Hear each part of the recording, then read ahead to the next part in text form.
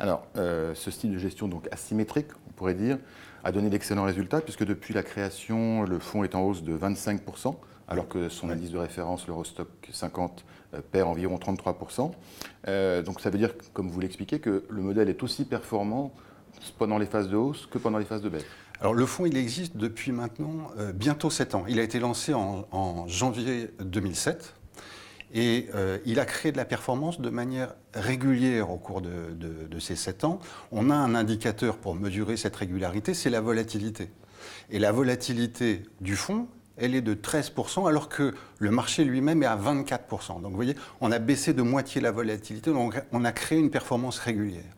Et au cours de ces 7 ans, on a connu des cycles de marché très différents. On a connu 2008, on a connu 2011, des marchés très très baissiers, et à d'autres périodes, des marchés haussiers ou sans tendance. Donc on a traversé toutes les configurations de marché. Alors en 2013, les performances sont justement moins significatives, puisque le fonds est en retard sur l'année, sur son indice de référence. Comment vous expliquez cette contre-performance ?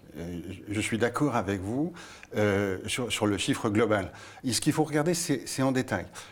Au 30 juin dernier, le fonds avait 3% d'avance par rapport à l'Eurostoxx, qui est son indice de référence.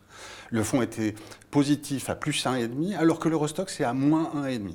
C'était il y a 2 mois.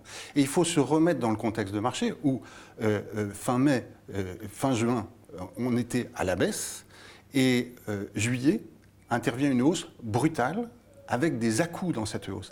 Et le fonds a gardé sa configuration prudente et défensive pendant un certain temps où le marché lui-même était haussier.